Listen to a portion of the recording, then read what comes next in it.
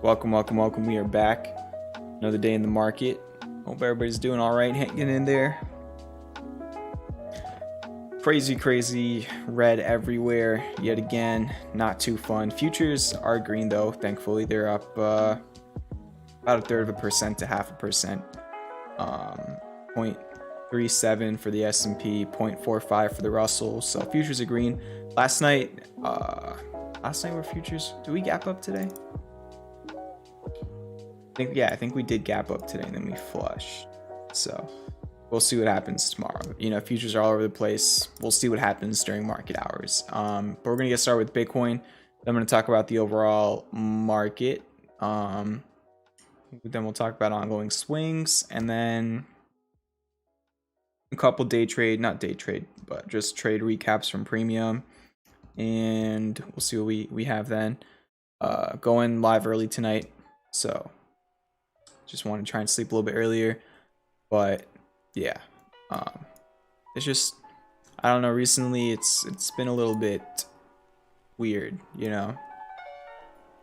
Stream viewers are down, my Twitter notifications are dry, nobody's talking in the Discord really. I mean, there was like a 1.5 hours, like, just, it was empty. Like, I think it was like an hour or something, like, where nobody chatted today. I don't know, just hurts for me to see that, you know.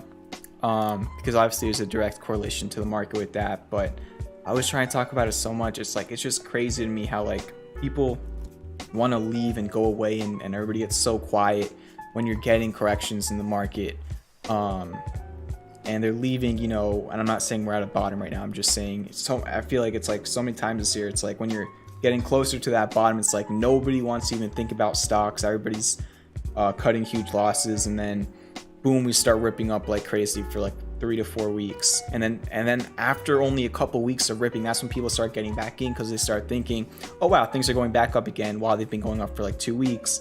And then the FOMO starts, and then it's just, I don't know, I've seen the same thing happen in March, in May, in September. It's a little bit tough, because like I feel like these are the times where, maybe not necessarily exactly right now, but just in general, where we find the major opportunities that become major profits when things finally go back up. And it's just like, honestly, I wish that more people would watch in times like these than in times, you know, that you're like at the highs.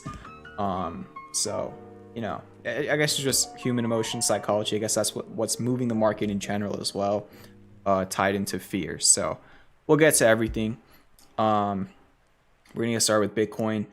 To me, it looks like it's kind of broken out of the wedge and it's going sideways. Honestly, this is better than the equities right now that are just kind of dropping.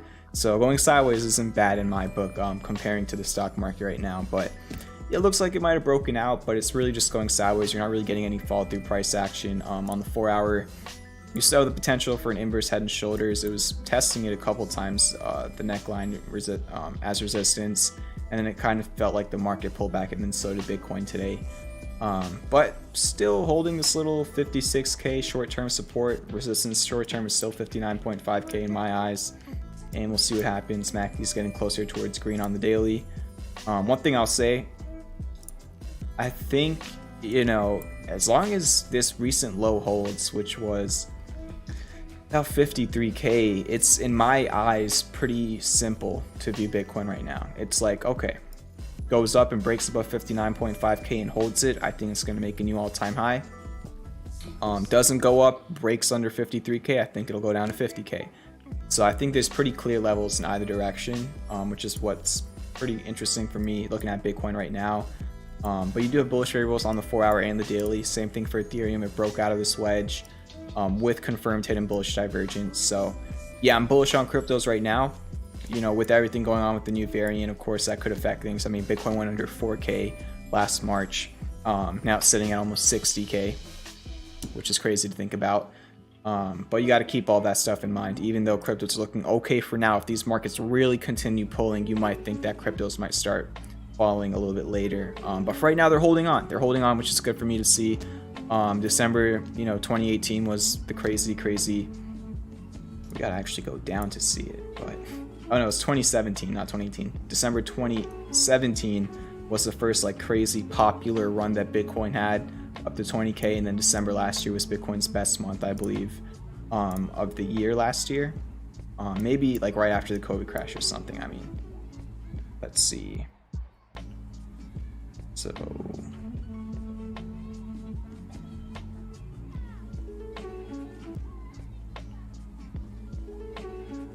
I'm on the weekly. That's why. I was like, why is it taking forever? So this is March. Let me just confirm this.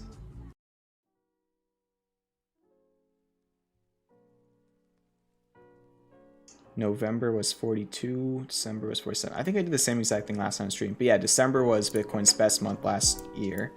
We'll see what the rest of this month holds for Bitcoin. But the thing is, like, just looking at Bitcoin right now, it's like you have a bullish structure on both of the time frames that many traders are looking at with good seasonality, and you're outperforming the stock market in a sense. I don't know. I'm just barely starting to keep a very close eye on crypto over the past week.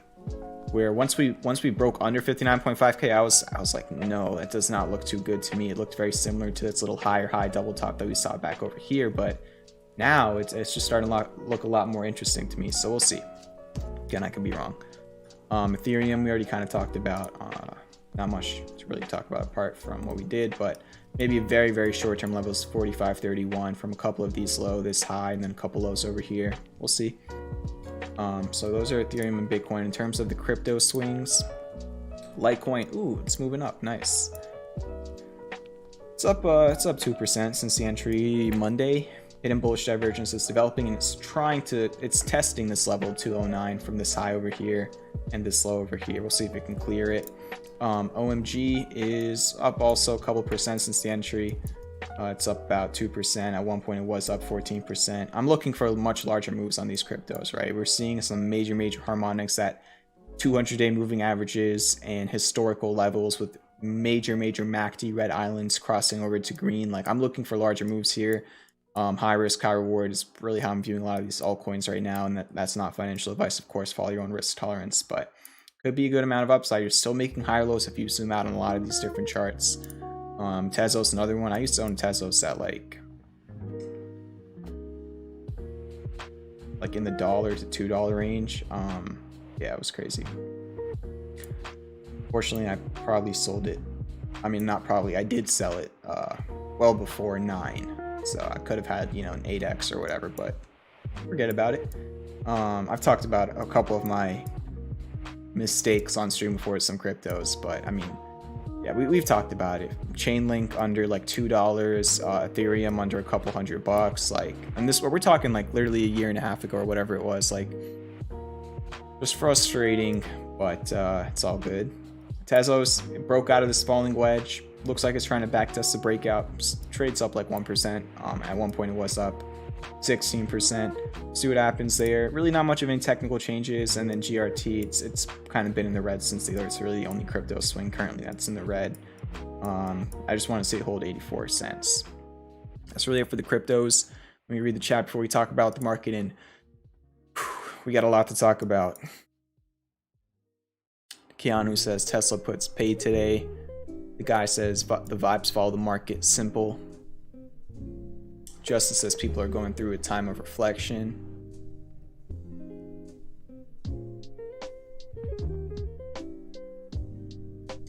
Cheddar Free says nice sales going on in the market, setting us up for a potential mid-December run. I mean, I'm not complaining personally. There definitely is luck to it. I tweeted out and I even talked about it last night where there's not been 1 week this year where I haven't traded until this week, and I'm not trading this week at all because I can't. So yeah, I'm transferring money to another account. So I'm kind of like locked out from the market until my money is ready to be transferred. So I'm just kind of like sitting here, like, it sucks, you know. I don't like the markets going down, but to be like, I'm just being straightforward, like in my eyes, like, you know, the markets, we're 3 days into the week and the S&P is down 2%. The ARK ETF is down 8%. The Russell's down 4%. So you're getting a major sell-off, and pretty much the beginning of next week when I'm able to trade again, I mean, even if we do go higher by then, it's like, hey, it's at a lower place than where I left it. But I also talked about last Friday was one of my probably top 5 worst days ever. So I don't know. Can't decide whether I'm lucky or if it's just is what it is, but we'll figure it out. In terms of the overall market right now, we'll go over to the S&P. I did put out, I want to not really correct what I said earlier, but just want to give an update on it. Like a little bit before the close, I tweeted out and I shared in the Discord. Just pull it up really quickly.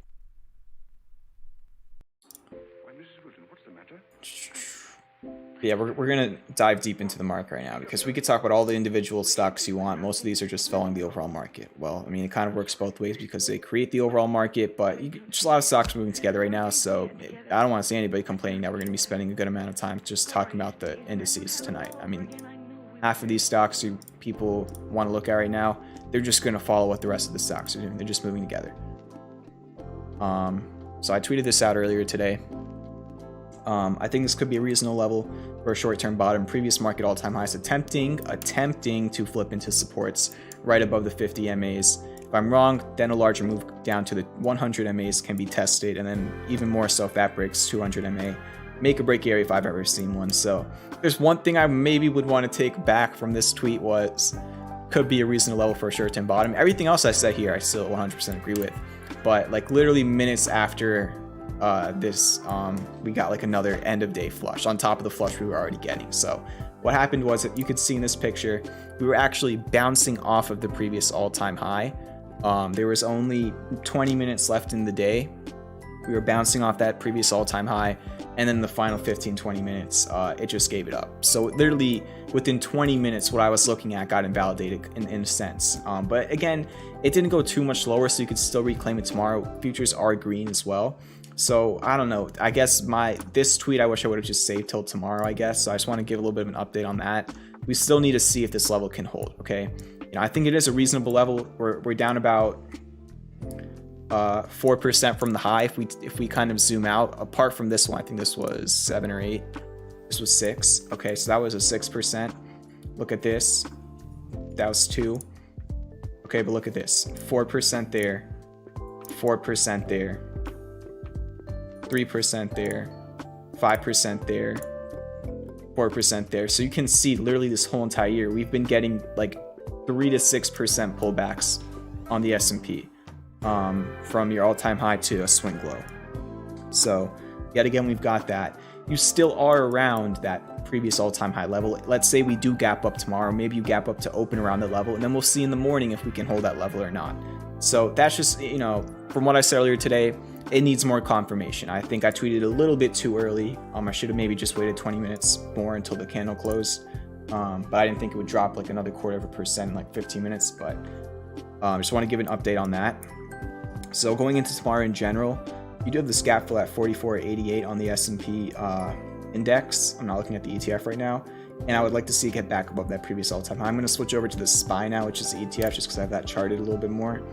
But you can see here, I was watching that previous level and it broke it. So pretty much this move just happened towards the end of the day, or not that whole entire move, but it's a little bit different than the SPX. So that's where I don't know, should have paid more attention to it towards the close. But today you can see you broke that previous all-time high level on the S&P 500, which was also your low from October 27th, but then you went down to fill this gap. It was a gap up from October 20th, and it was your close on October 19th. So I don't know, maybe you just wanted to quickly fill the gap, but we're going to see really going into tomorrow. This is really what I want everybody to be focusing on.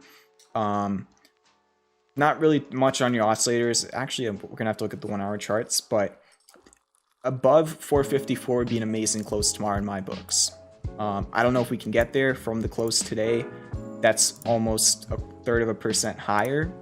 But really, I would not like to see the S&P spend too much time under 454. If it does, then instead of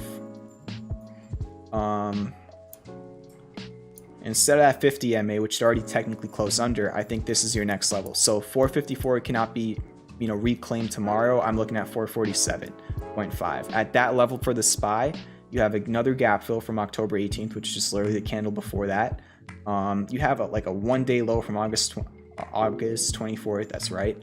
And you can see of your 100-day moving average. So really today I was thinking, when we were testing that previous all-time high and the 50 moving average, I was thinking this could be the bounce area, but that end of day flush kind of makes it a little bit 50-50 now, where we have to wait until tomorrow to see if we can reclaim that or not. If not, I think this is the next clear level we could be headed to.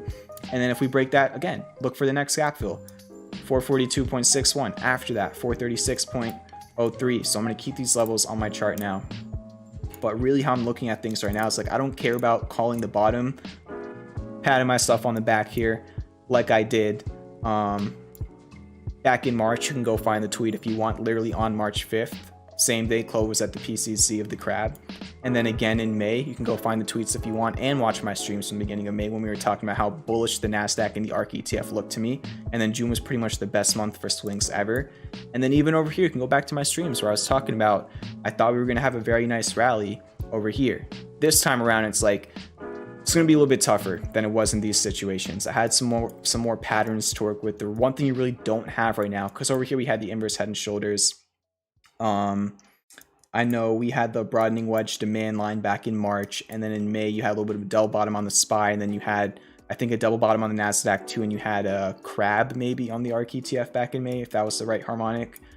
This time around, you're really just kind of going straight down with all the fear that's in the market. So it makes it a lot harder for me to find patterns where really all I can do right now is look at the moving averages on the daily and the historical levels on the daily, which could be previous supports, previous resistances, or gap fills. That's really all you have to do. Everybody's overcomplicating this. To me, like literally, you break one level, good probability you head down to the next. You reclaim one level and you can hold it for a couple of days, good probability you can continue to hold that level.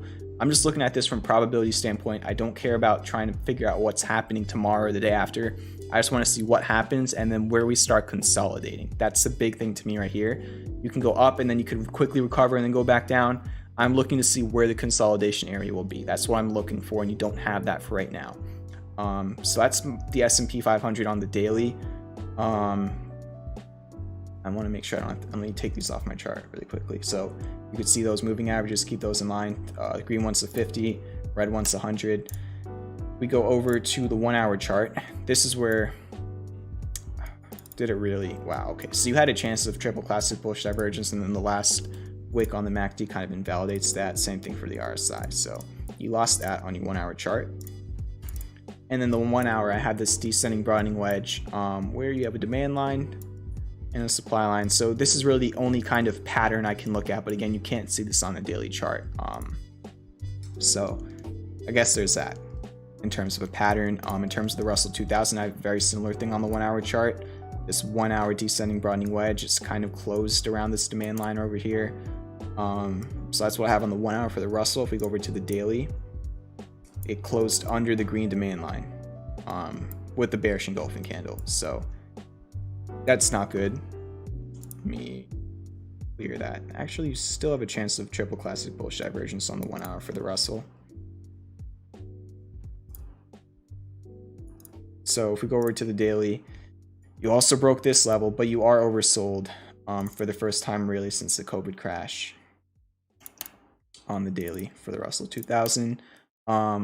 In terms of this one, I'd probably, instead of the demand line, because again, I was talking about this last night, when you're having such high volatility, a lot of different technicals are going to be invalidated due to catalysts. So that first demand line I had charted, that did not hold. This second demand line I had charted, it held yesterday, did not hold today. So, you know, you could still keep them charted to see if they act as demand lines later on. But at this point, you know, you have to look for other ways to find your next support, since the ones you were originally looking at were not working, right?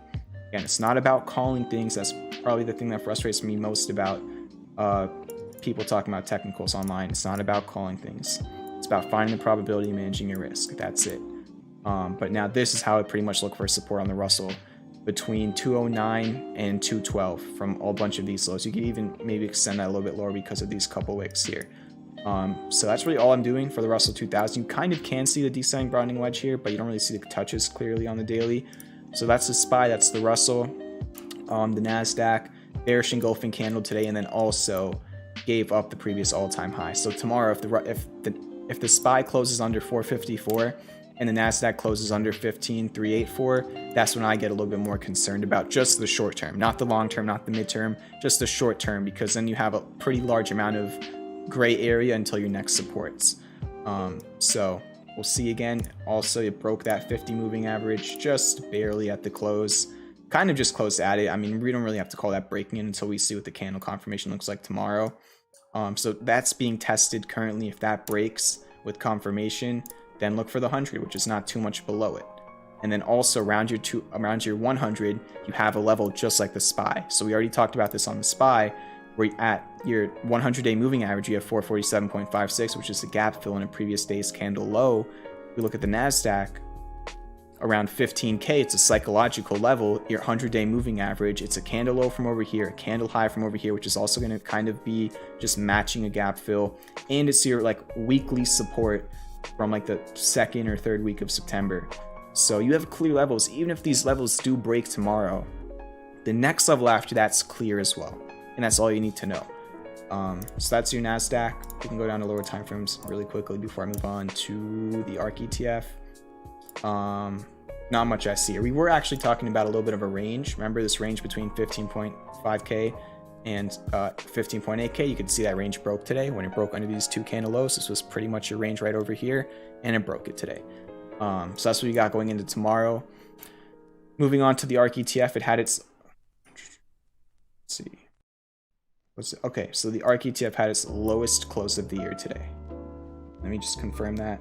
Yes, okay, lowest close of the year today for the ARK ETF.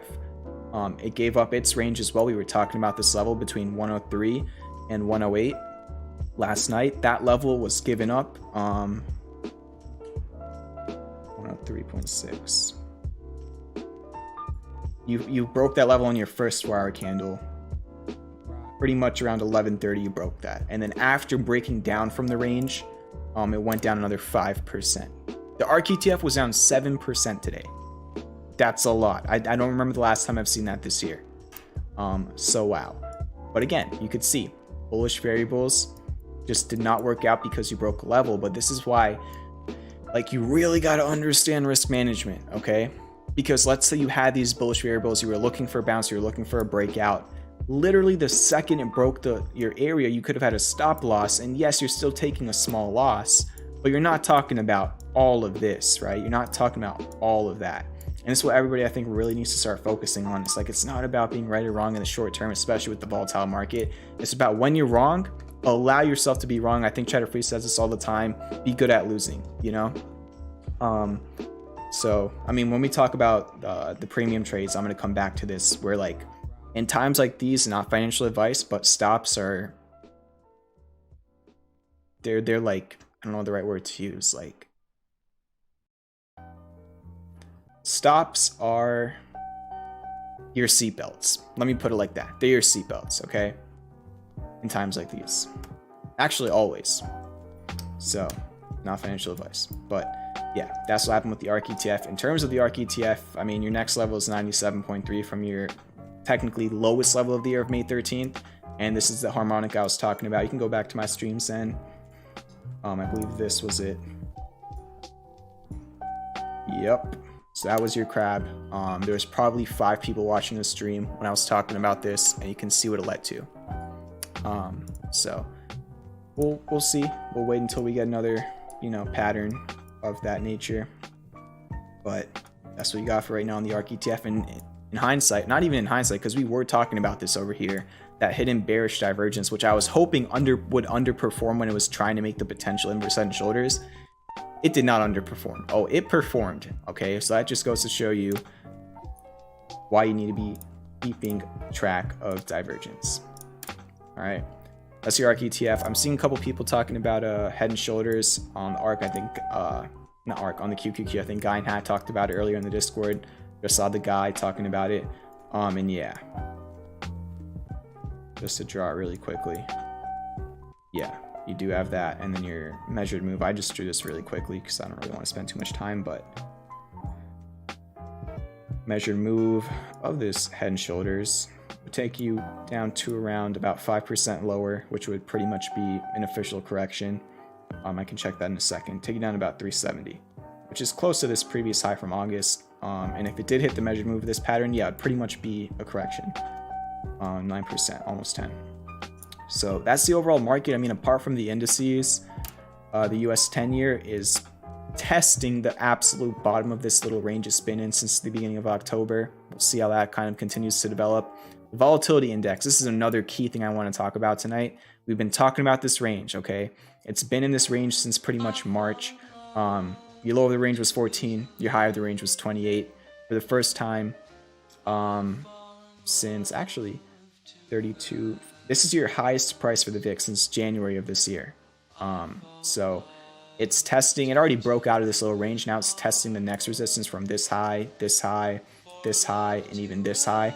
So it's testing that little 31, 39 resistance. If that breaks, then the next level I see is around 37 for the VIX.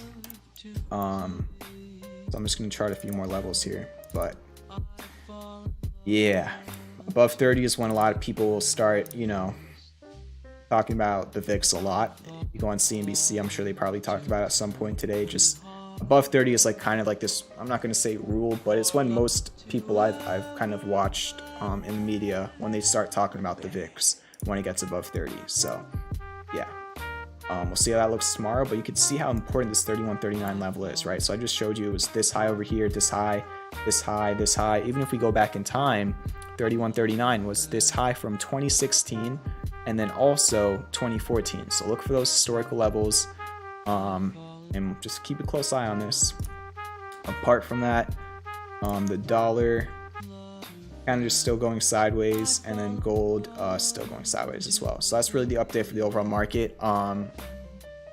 Just to recap everything, no clue what happens next. There's so many different catalysts up in the air. I don't have any interest in trying to predict what happens tomorrow or the day after that.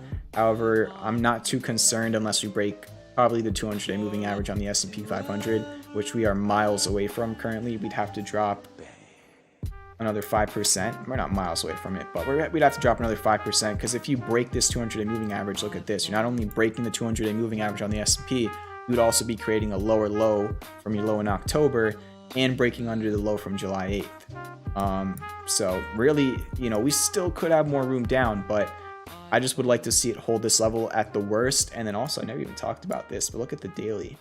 Based on how I have this charted, which I think is because of the weekly. I don't know why it doesn't show there, but it's looking like it's sitting at a domain line right there. Why did this not pop up earlier when we were looking at the S&P? But I connected a couple of these lows and lows over here and this low, and I don't know, I guess it's sitting right there, but there's like 2 different areas where you could rechart this because of that low and this low. So I don't know if it's the best way to look at it, but just another thing right there. So yeah, just taking it day by day. That's the market. We'll look at some individual stuff now. For the swings, Palantir stopped out confirmed lowest close since like May for Palantir, and it sucks. It's also oversold for the first time since May. It's just a lot of these stocks, the same technicals I see working out when the market's being healthy, are just not playing out. Okay, you have fear in the market. All these technicals are getting overridden. It's unfortunate. If I could have predicted a COVID variant, I would have done it. Unfortunately, I'm not smart enough to do that, and therefore the swings are suffering as a result of my stupidity, I guess. But that's why we always talk about risk management. You got to keep in mind, like the weekly sheet right now is like pretty much mostly red. But you look at these losses, we're talking like 5 to 6% losses on most of these. And then if you know my swings, you know I go for like 15 to 30% profits on just like target 1 and target 2. So like you can combine like 5 or 6 failed trades, and 1 good swing trade or 2 or 3 can make up for that. So I don't know. I feel like a lot of people also might just look at the weekly sheet, see a bunch of red and be like, ooh. But then it's, you know, the weeks where you have things hitting 30 and 40% targets, it's like that takes out probably 5 or 6 losing trades. And that's the reward to risk system, which I talk about in the course and learned from Mitch Ray. But yeah, I mean, it doesn't really concern me too much. I mean, obviously I hate when swings fail, but in my eyes, I've seen this in March, May, September. A lot of you have seen this for the last couple of decades, probably since before I was alive. So good times will come again. You just, in my opinion, it's all about keeping losses small until those good times come, and then things get a lot easier. VLO is actually up like 0.5% today. No technical change on this at all. SOFI close towards that stop. It broke under that level yesterday. We talked about it at previous level. It's just, again, all these technicals that I typically could see playing out decent probabilities in normal markets are just going right out the door with everything that's going on, which is why you always got to keep your eye on the news and everything going on in the overall market. Microvast down 4% today, bearish engulfing candle, just trying to hang on to this little recent low it's been holding. We'll see if it can or not, but not really much of a technical update. It's just the overall market you need to be focusing on right now for the most part. So those are kind of your ongoing swings. In terms of premium trade recaps, first one, Lucid. Unfortunately, this 1 hour triangle I actually tweeted out today broke down, but we go over to the 5-minute chart. Yesterday afternoon I shared Lucid calls.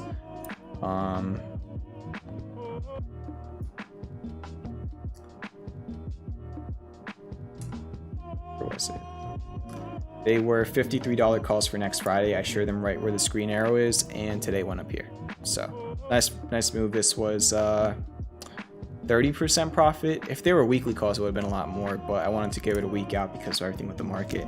And then also, if I didn't make them next Fridays, they might have actually went down 20% on this dip. So thankfully, I mean, it worked out. But yeah, currently we're 2 for 2 on the weekend premium trades, or options trades. There was the ARC 20% gain on Monday morning, which I think I talked about on Monday night. Then there was, what happened after? So then there was this, which is Lucid, which I alerted yesterday, worked out 30% profit. And then there was PROG, which I'm going to go over next, that failed. And then also, why am I so confused right now? So ARC and Lucid worked out. Okay, and then so like the first 2 ones worked out, and then the latest 2 didn't. So ARC and Lucid started off the week 2 for 2, and then PROG failed. And then today's SPY calls failed. I'm going to go over, I already went over ARC on Monday night. I'm going to go over Lucid right now, and then PROG, and then SPY. But yeah, Lucid alerted these over here. Premium members, they went up to here. What was my reasoning behind the trade? So all those of you who are not in premium can learn from it, or even if you are in premium, you can see a more in-depth view of what I was looking at. Well, on the 5-minute, you had an inverse head and shoulders, okay? It was testing this zone over here. You could see how important this zone has been. It was resistance here, resistance here, resistance, resistance, resistance. You could see how much of a resistance it was. So it was testing a breakout of this zone when I shared it with premium members on the 5-minute with an inverse head and shoulders. On the 15-minute chart, up and handle with hidden bullish divergence, okay? Hidden bullish divergence, cup and handle. It was pretty much right over here where I shared the calls. Then on the 30-minute chart, there was a bullish pin bar candle butting up against the resistance, as Mitch Ray would say. Even over here, another pin bar candle, formed. And then on the 1 hour, it was in this triangle. So I shaded probably somewhere over here, and you can see it went up to here before falling. But that was Lucid, pretty straightforward. 5-minute inverse head and shoulders, 15-minute, 30-minute cup and handle, pin bars, divergence, all the good stuff that I normally look for, just overlapping variables on multiple time frames. And this was one that worked out. So that was the one that did work out. We already talked about the ARC calls, which worked out on Monday. And then here's what happened with the 2 failed trades so far this week in premium. First off, PROG. Really the same exact variables as well that I look for. Multiple variables and multiple time frames. On the 5-minute, had classic bullish divergence inside of a falling wedge. On the 15-minute, it was at the PCZ of a bullish shark with potentially at the time, it was right over here at high low double bottom. It didn't end up working out. Also had hidden bullish divergence on the 15-minute. On the 30-minute chart, it was breaking out of this falling wedge with triple classic bullish divergence at a major zone, which was resistance, support, support, support, and I was hoping would hold a support again. Unfortunately, it broke. So again, same variables I look for. They just didn't work out. This is why you cannot use technicals without risk management, okay? That was a pretty stacked chart from the 5-minute up to the 1 hour, and it just didn't work out. It just made lower lows and lower lows. But here's the good news, and this is another thing I want to talk about. Well, I was saying earlier in the stream, stop losses are like your seatbelts. At 9, let me get a timestamp. I'm not going to even look for a timestamp. Towards the open today, I said I'm marking PROG calls as red on the sheet. They were down 20% since the entry the day before. And I didn't even look at what the low of the day was for the options, but it was a lot lower than 20% if somebody would have held them. So again, just after they were stopped over here on the sheet, and then after that, the actual stock price dropped another 10%. So I don't even know what that did to the calls. So this is why stop losses are so important, okay? Because technicals are going to fail, and you'd rather take this much of a loss than this much of a loss. Instead of being stubborn about your technicals not working out, oh my gosh, they have to tell the future. They don't. They're not going to. Sometimes they will, sometimes they won't. So that was PROG. And then finally there was SPY, where I was looking at a shark forming, where this green arrow is where I alerted it. Actually, on this candle high over here, the calls were up like 15%. They just need to go up another 5% for me to mark it as green, but it was very, very quick, and then it flopped. I think Powell was speaking around this time, which was bad planning on my end. But you could see, you know, same exact thing. It was in a downsloping channel, was breaking out of it. You were starting to get a good reaction in the first like 5-10 minutes of the trade. And it was even around this little support level from over here.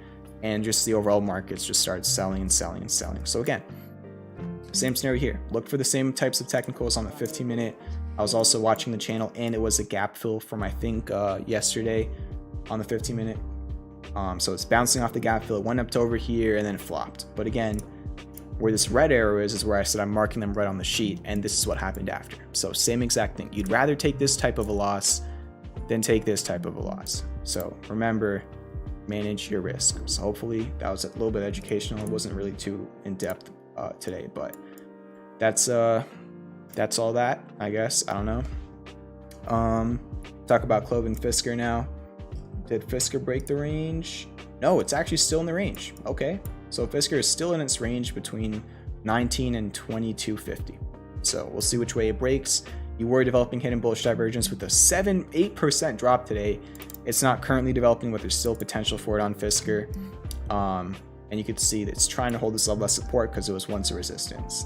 Even if we drag this even more back, you could see it was even support over there. Okay, so we'll see which way this breaks out eventually. Might just depend on the overall market. Did have a bearish engulfing candle today on Fisker. CLOV dropped 10%. It actually recovered a little bit after hours. What is this? Oh, they changed that. They call it RTH now instead of just regular. Okay, whatever. What? Okay, 2%. When I looked at it after hours, it was up 4%, but it closed after hours up 2% after a 10% drop. So I don't know if that quite, eases the pain, but something, I guess. And then on the 1 hour, this is what I'm watching. Really all I can do on CLOV, there's no pattern on the 4 hour or the daily. I don't see any sort of a technical edge. Nothing for me to talk about. On the 1 hour, this is really what you got. You got 1, 2, 3, 4, 5 touches. You have a descending broadening wedge. A lot of people got mad at me for sharing this on Twitter, which is the craziest thing to me, just because a lot of people, I guess, are holding CLOV bags and they don't want to see me talking about it, even though I've talked about stop losses like all the time and how I trade CLOV. But people were frustrated with me tweeting out this pattern. Let me even see what I said during the tweet. Like, this was like something that really was like, okay, people are really having fear right now. But literally I tweeted out this chart, like what you're seeing right now, and I said CLOV finally have enough data since the offering gap downs for a pattern with 5 touches, descending broadening wedge with 1 hour classic bullish divergence. Did not say this is the bottom, did not say super bullish pattern, did not say this is going to go to the moon. I literally shared a fact. This is a real descending broadening wedge, 5 touches.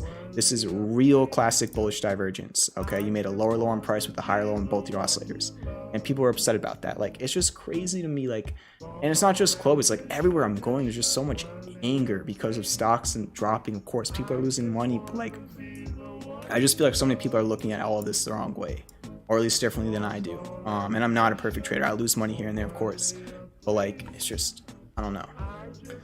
But yeah, it kind of actually closed a little bit under the demand line at the close, but then it went a little bit higher after hours. So we'll see what happens. Again, like I've always said, my fundamental view on this has not changed, but the prices obviously haven't. Is that how you say it?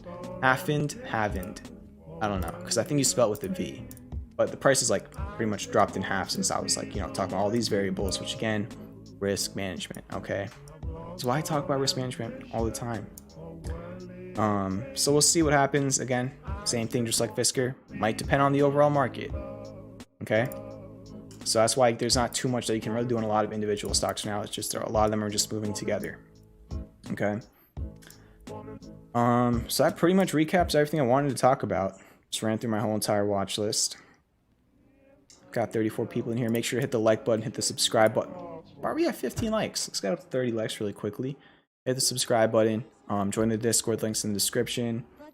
If you want to join premium, that's the first link. And if you want 2 free stocks on Liable, that's in the description. The free course is in the description. Everything is in the description of the stream. And yeah, let me read the chat for a little bit. My tea's probably gotten cold at this point.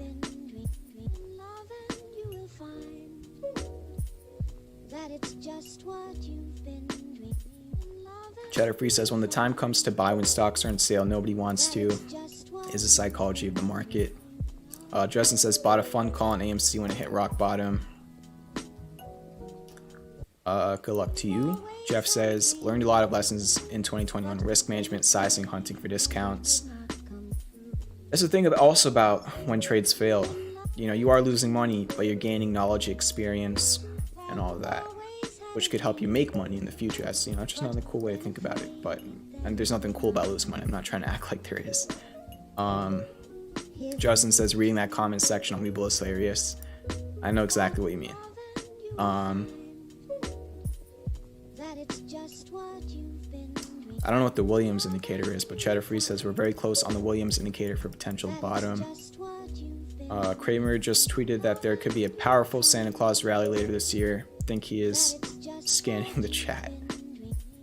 Yo, Kramer, what's up, man? You watching the stream? Where's the sound? There we go. Sandman3 with the $10 tip says, thanks for your time and support, CV. Well, thank you for your time watching the stream, and thank you for the support sending the tip. Really appreciate it, Sandmans. Hope you're doing well. Let's get some vibes in the chat. First tip of the night.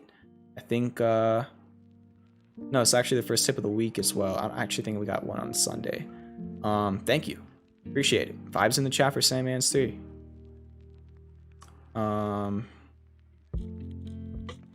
Jeff says so many good stocks passed oversold in daily RSI, and so many of them are not going to stay oversold forever.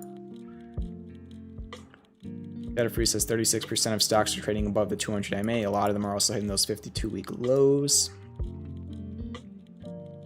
Jeff says, be curious which discounted takers whet your appetite once the volatility stabilizes. Jeff says CLOV bag holders are sensitive right now, and I get it. You know, the way I look at things, it's like, I feel like bag holders can only be created when a trader turns into a long-term investor. But if you're a long-term investor, I don't look at it as bag holding. I look at it more as dollar cost averaging, whatever you're willing to risk on said investment. But I think really what happened with a lot of people with CLOV is in June, they were foaming over here. They have high cost average, and that can be verified by looking at the Webull cost average, which is much higher than the current price. Probably more than double the current price. Definitely more than double the current price, unless everybody cost average here. But I think just a lot of people were in it for a trade when it was squeezing like AMC and GameStop, and a trade turned into an investment. But you know, for the way I look at it, it's like you could have traded this whole entire way down, which I did, and premium members can testify that we did pretty well with calls, literally on the way down, calls. At the same time, if you're a long-term investor and you think that one day this will hit all-time highs again, technically you are holding a bag if you have a much higher cost average. But if you're talking about a long-term investment, I mean, so many long-term investors will tell you it's not really about trying to time your buy. It's just about time in the actual investment, right? They're saying time in the market is better than timing the market. Is very common. So for me, it's like, I think bag holding only gets created when you turn a trade into an investment. If you're in a trade, you're in a trade. And a lot of people don't really understand that. And there's been times where I haven't understood that myself. You know, there's been times when trades for me have turned into investments. So like, honestly, like the first time I ever traded Fisker when it was SPAC, SPAQ, it was a trade for me. However, it turned into an investment. Turns out I made a good amount on Fisker. So I guess it worked out in hindsight. But there's been other scenarios where I've taken trades where I ended up holding those stocks for a while, even though I didn't want to, just because I wasn't comfortable with stopping out. But a lot of people just are not separating trades from investments. They're very, very different. And I did it again. I always do this. I need to start like saying this ahead of time. Jeff, you watch the streams. You already know this at this point. Sometimes I just read comments in the chat and it turns me into like, or it turns, how do I put this? Then I just start ranting about whatever I think of in my mind. Obviously, I was not talking directly at you. I literally have to say this like every single stream now because I keep doing it. It's just how I read the chat. I read the chat, I see your messages from everybody, and then some of the messages just kind of spark my interest and make me start talking about other things I think can be educational. Obviously, that was not directed at you. But yeah, it's just how I look at it. In my eyes, I don't care whether you're short, long, an options trader, a scalper, a long-term investor, an ETF only trader, you're in real estate. In my eyes, I don't care how you trade, as long as you're not you know, doing anything manipulative. I just want everybody to make money. That's literally my goal. Whatever is best for you, I want you to be doing, and I want you to make money doing it. And if there's any way, you know, I'm not a financial advisor, or if there's any sort of my personal thoughts that can guide you in some sort of a good direction, that's really the goal for me.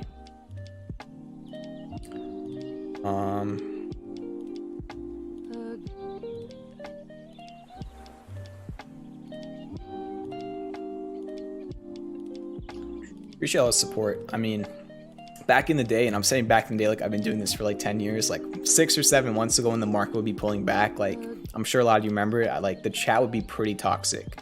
But I've noticed, especially in the September ones, when I really noticed it, and now like I think I'm noticing it again, it's like I think this community is really kind of developed very, very nicely. I don't know, there's just, I'm not going to name names, but like, I mean, I could name names, but I'm not going to. Like, there's just a few like notorious characters in the chat that I just have never banned because I still kind of find it funny when they join the stream. But yeah, like back in like March when that dip was happening, back in May, like dislikes would be a lot higher. Just a lot of toxicity in the chat. And there was never a time where it was more like 10%, but like I'd say about like 10% of the chat was probably toxic back in like the beginning of May and the beginning of March. Now it's like, I haven't seen one negative message tonight, and the market's obviously doing what it's doing. And when I go on Twitter, everybody's cussing everybody else out. So I mean, thank you all for just making the chat amazing, because as like a streamer, like it sucks when the market goes down because I can't obviously control the market, and then I have to deal with random people taking out their emotions on me, which literally I had to block like 4 or 5 people on Twitter today. But the stream chat's awesome. Thank you all. Makes it a lot easier.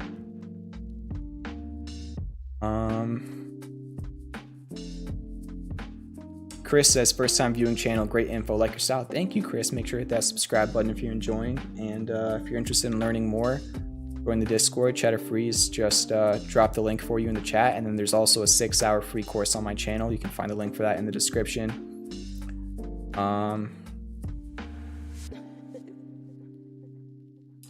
Jeff says, yeah, people came for the squeeze, got greedy, and kept buying all the way down without risk management and became long-term investors. And still, you know, I want anybody who's in CLOV to eventually be able to take profits wherever it is.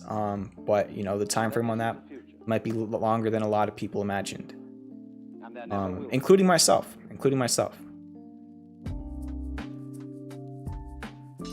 Do we have some new people in the stream tonight? If anybody's new in the chat, drop a 1. We only have 32 people in here.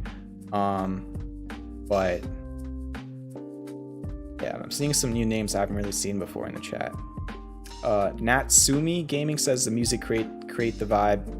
Hard to rage while you're chilling. Yeah, the lo-fi music might help out a little bit. And the tea. I need to make a new stream overlay, by the way. I try and do one like every other month. We've had this one for a long time. But this one's probably my favorite one so far. But I don't know. I'll probably try and make a new stream overlay towards the middle of the month. I still have a lot of schoolwork I have to do. Justin said, should have made the $5,000 course cost joke. Oh yeah, I forgot to tell you that course inscription, it's $5,000, Chris. You can just PayPal me the money. It's joking. It's free. It's free, fully free. Okay. If anybody knows, whenever I say that, I always think of this. I don't know if anybody here is familiar with FaZe. Hopefully there's no bad words in this. There shouldn't be. I honestly can't remember. There actually might be, but we'll play it. I don't know if anybody's seen this clip before. And hopefully this is the right one. Refills at the touch of a button. Small business health insurance that just makes sense. Hey, dude! You wanna join FaZe? Welcome to the house. Come on in. Move in. Are you serious? Free stuff, Xbox, Gamma, anything you want. You're kidding! Free! That cracks me up every time.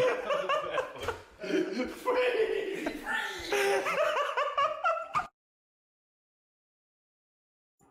Gamma, anything you want. You're kidding! Free! But yeah.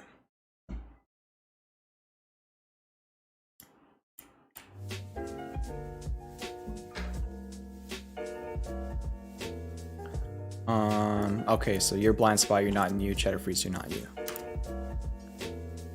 So we'll do a couple tick requests before I get out of here. Probably like 5 to 10, and I actually mean that tonight. So just a few, like literally probably like the first 10. Actually, the first 10 I see in chat, I'm going to look at the charts for. Nothing I say is financial advice.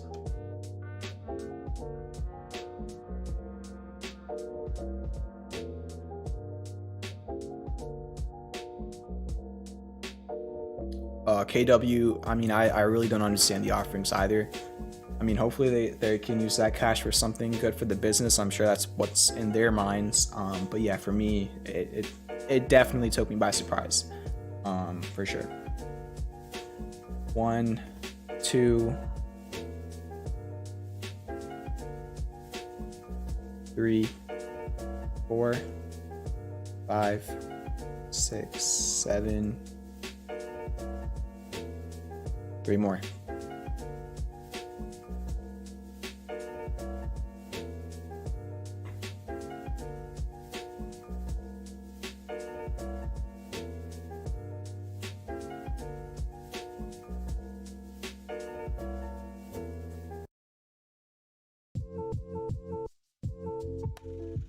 I guess we'll just get started with these.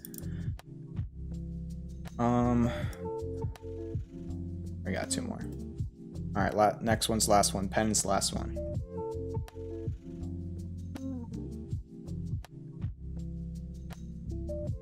All right, we'll look at NVDA for Zeke. That'll be the last one. All right, so starting off with the blue 545 support. So support back from September, bounced off of it on the 29th. I think that was Monday. Yeah, that was Monday. Bounced off it on Monday. 545 short-term level. It's actually even a support back from March of 2020. That can hold. I see 635 as the next resistance from these highs, and this high. If that breaks, then you got 733 from these highs and these highs. So those are your levels. Not much of anything else. Maybe this is an alternate bat.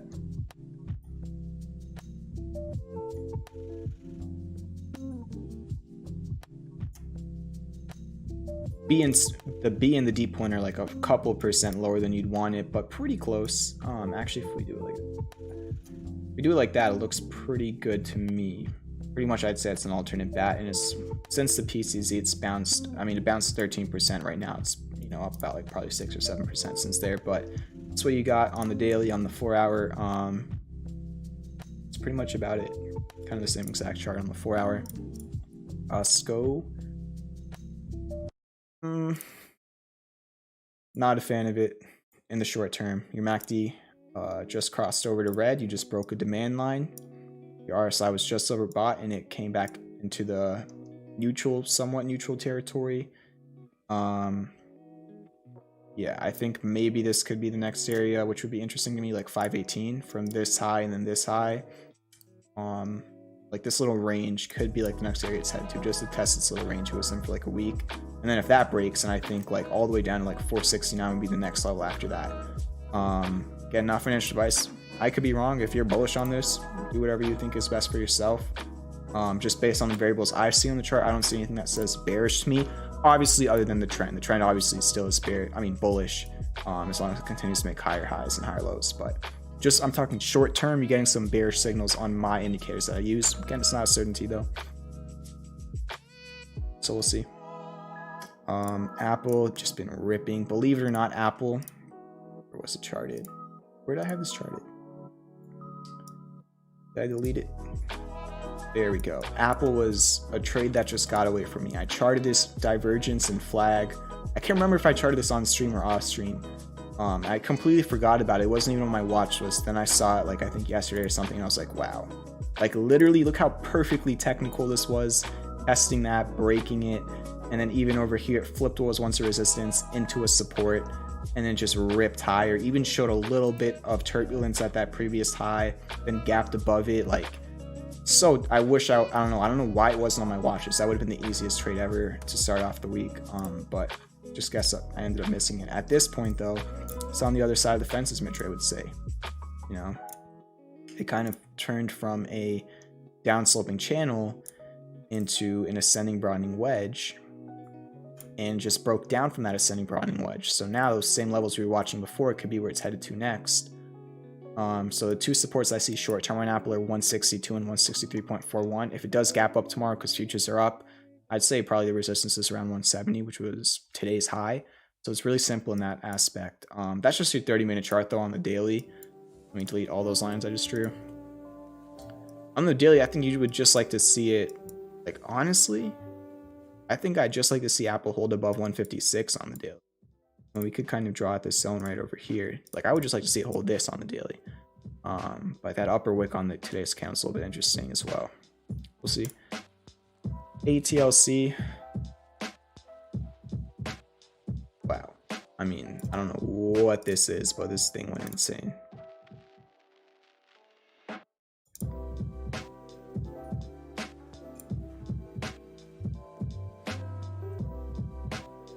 So short-term resistance I see is like 65-ish from this high and this low. Support, like your next support, I kind of see is like 47 bucks. Of course you could use fibs, but I mean it's probably a bunch of different. You're gonna use like literally like the actual bottom fibs, then kind of sitting at your 38% retrace currently, and then your 50% is gonna be around that support level. If you want to use a different fib, then you could use probably this low. And then you're approaching your 786, and then another thing you could do is just create a demand line, that, and then that could be another area of support. So there's a bunch of different ways you could find support here. Also, you do have the hidden bullish divergence developing. It's unconfirmed by now, but as long as the MACD crosses over to green before it drops under 45, you're good. So that's really all I can do for right now on ATLC, but there's a few different ways you look at it. Keep hitting the like button if you didn't already. Hit the subscribe button. ENPH support 221, resistance 258.86. Potential for hidden bullish divergence, but not even developing for right now. Not much of a pattern.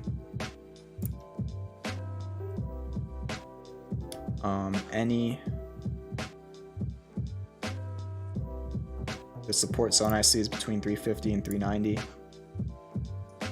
What did I just do? Those are all your levels. All your levels. If you want to take a screenshot, we could see it broke down from this upsloping channel. It's been selling off since, and that's what I got on the chart. Not much of a pattern. I mean, maybe a harmonic could be starting to form, or working on it.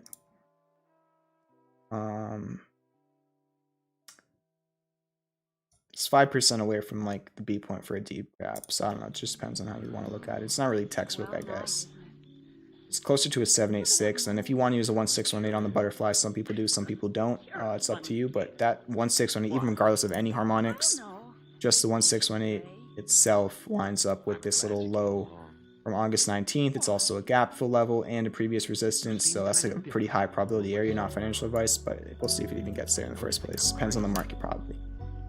FUBO running down to that 1759 support, pretty much bounced around it today from this low and this low. If that breaks, the next support's 1466, resistance is 20. Apart from that, there's not much to talk about.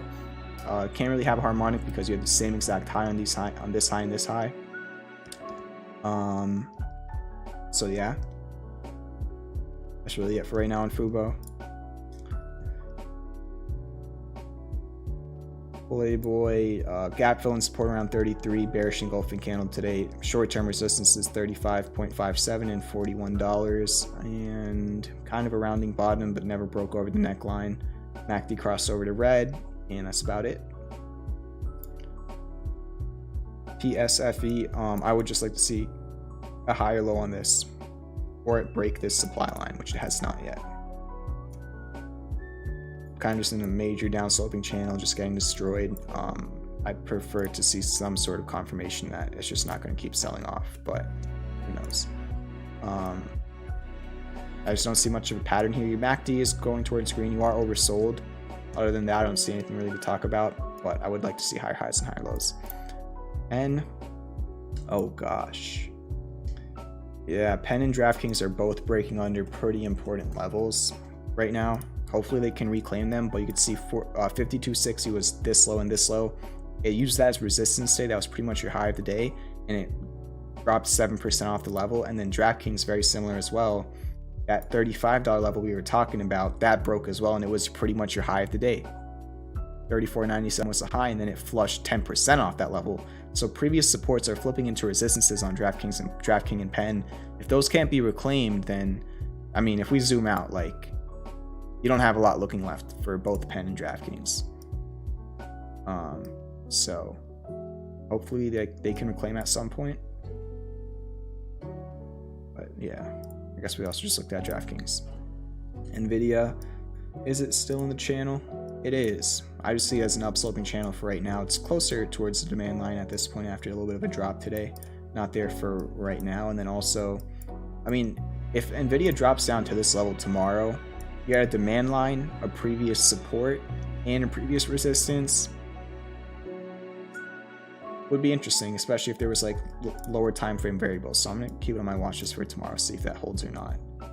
But yeah, that's gonna be it for the stream.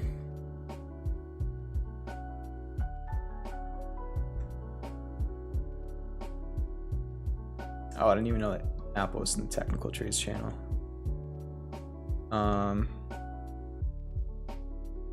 Appreciate it, Jeff. Sandman says, hey champ, are you planning on doing any one-on-one sessions soon? My portfolio is curious. The